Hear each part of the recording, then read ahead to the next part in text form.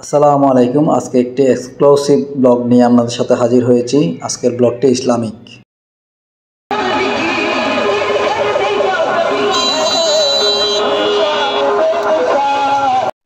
প্রথমে আপনাদেরকে নিয়ে যাই মেজবানির অনুষ্ঠানে। এমন মেজবানি অনুষ্ঠান আমি দ্বিতীয় আরেকটি দেখিনি। শুনলাম এখানে 35 থেকে 40টা গরু জবাই করছে আজকে 3-4 দিন ধরে। এখানে সবাই খাইতেছে, এমনকি পুরো বাংলাদেশের মানুষ সবাই খাইতেছে।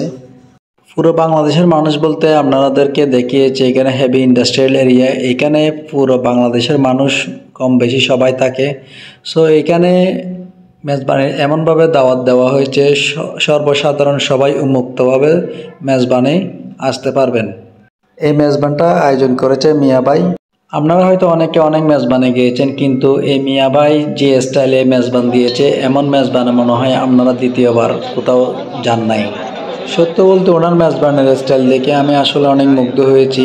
এমন মেজবান আসলে সত্য ধনবানদের দেওয়া উচিত। সেক্ষেত্রে আমি অনেক ধনবানদেরকে দেখেছি, তবে তাদের কলিজা নাই। মিয়া ভাইয়ের অবশ্যই কলিজা আছে বলতে হবে। এই মেজবানে আমার মনে হচ্ছে এখানে 50,000 মানুষ অংশগ্রহণ করেছে।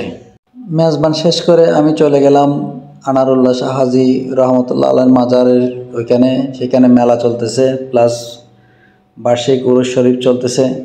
সেখানে ঘুরতে ঘুরতে চলে গেলাম এবং মেলার কিছু অংশ আপনাদেরকে পরিবেশন করে দেখাচ্ছি। মেলায় অনেক জমজমাট, অনেক মানুষ হয়েছে, এমন ভিড় হয়তো আমি আগে এরকম দেখিনি।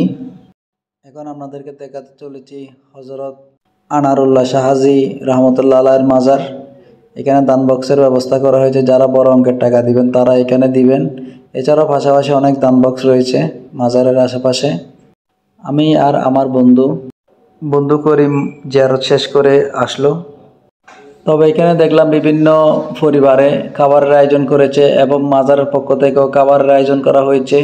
অনেক দরিদ্র মানুষ থেকে শুরু করে সবাই, ধনী গরিব সবাই খাওয়া দাওয়া করতেছে এখানে।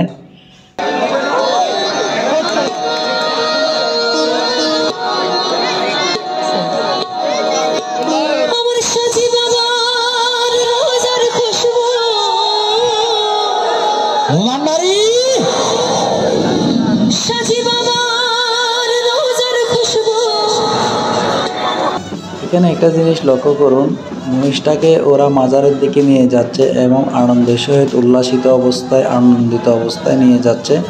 তবে এখানে আগুন নিয়ে অনেক খেলাধুলা করতেছে, মহিষটাকেও নিয়ে যাচ্ছে। তবে মহিষটাকে ওরা মহিষ মনে করতেছে না, সম্ভবত এটাকে মুরগির বাচ্চা নিয়ে যাচ্ছে, ওই অবস্থা করতেছে মহিষটাকে। আপনি একটু পরে দেখবেন ওরা শিং ধরে এবং শরীর ধরে যা অবস্থা করতেছে, মনে হচ্ছে ওরা মহিষের বাচ্চা নিয়ে যাচ্ছে, মহিষ নিয়ে যাচ্ছে না, একটা মুরগির বাচ্চা নিয়ে যাচ্ছে। আপনারা ভালো করে দেখুন মহিষটাকে কিভাবে ধরেছে।